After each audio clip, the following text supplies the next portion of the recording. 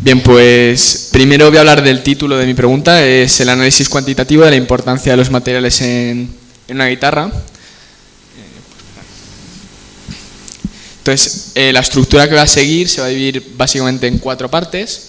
Primero hablaré un poco del proceso de creación y la investigación que me llevó a mi pregunta. Después hablaré un poco sobre mi monografía, los procesos que llevé, los obstáculos, las limitaciones y cómo los llevé. Y luego daré unos consejos o tips que a mí me han servido y luego un turno de preguntas para que lo tengan. Bien, pues sobre cómo empecé yo. Yo escogí desde el primer momento una asignatura que a mí me llamaba mucho la atención, que era física. Yo quiero estudiar física en la universidad, siempre me ha apasionado desde el primer momento en que tuve en contacto con ella. Y pues me interesaba hacer un estudio de ello porque realmente esto es una práctica para lo que luego voy a llevar en la carrera de física. El segundo paso fue relacionarlo con alguno de los hobbies que tengo ya ahora mismo. Entonces yo soy músico, me gustaría llamarme, soy músico aficionado.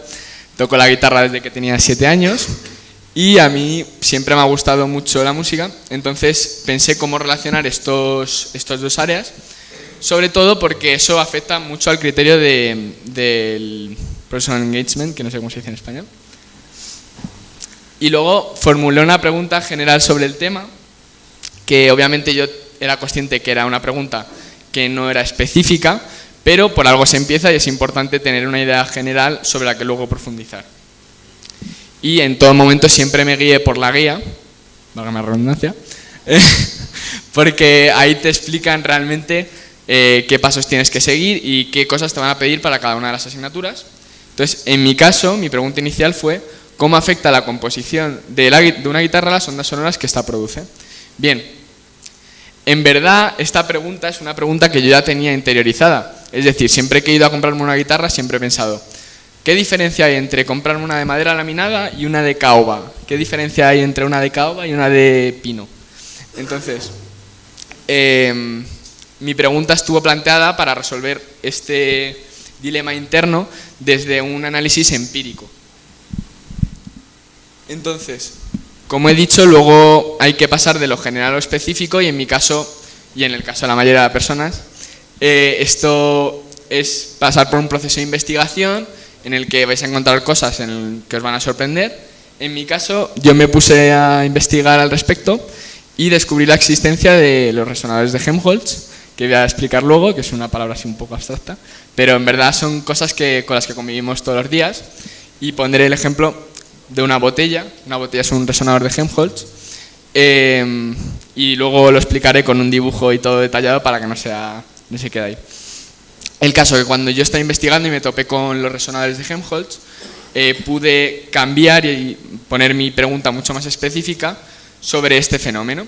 Entonces luego pensé en las propiedades que podía medir en función de la frecuencia de resonancia de Helmholtz y en este caso elegí una propiedad un poco extraña que se llamaba higroscopicidad. Claro, yo se lo presenté a mi profesor y me dijo higroscopicidad. ¿Qué pasa? Que está bien intentar hacer las cosas muy complicadas, pero al final está bien también tener cosas un poco más sencillas.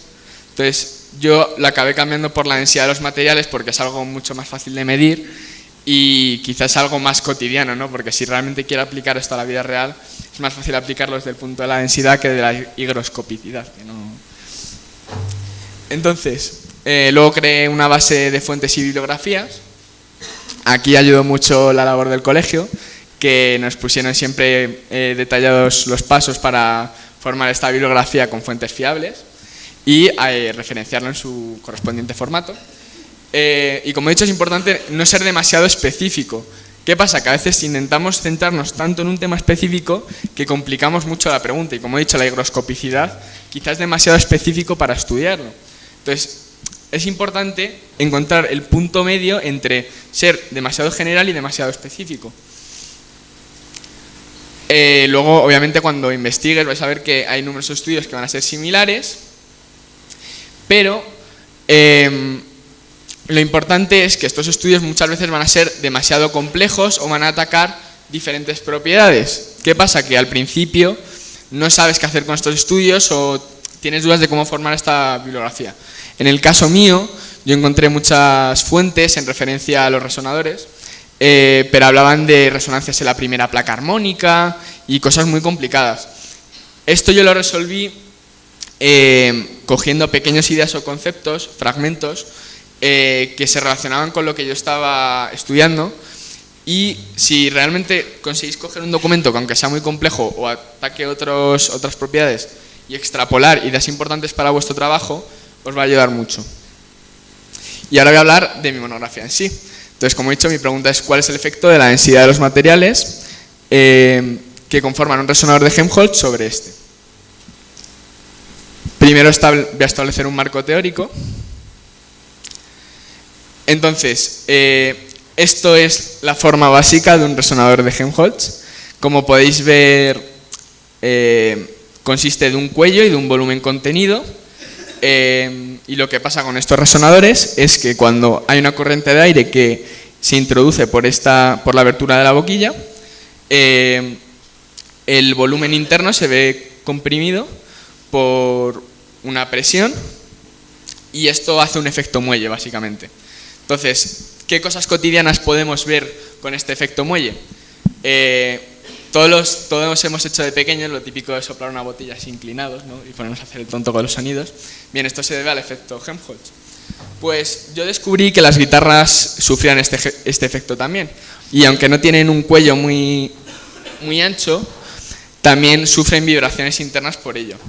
Entonces expliqué en mi trabajo las fórmulas y cómo llegar a estas fórmulas de las resonancias.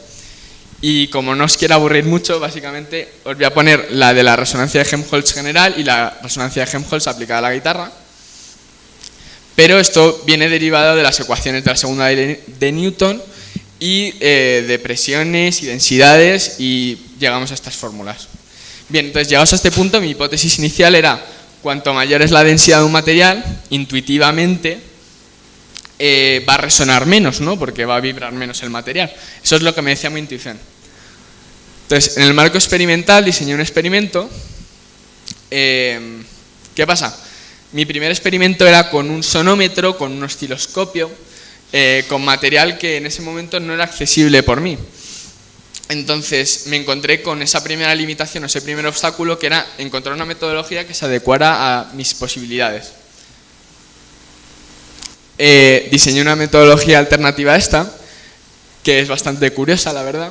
Entonces, esta metodología se basa en el programa Audacity, que algunos conoceréis. Mi metodología es con estas cajas, las tumbaba en el suelo y emitía un sonido mediante un altavoz que recogía con un micrófono que estaba suspendido en la mitad de la caja. Entonces, lo que hacía era pasar una escala de sonidos. Y esta escala de sonidos es una escala que en verdad se utiliza para medir la capacidad auditiva que tiene la gente, ¿no?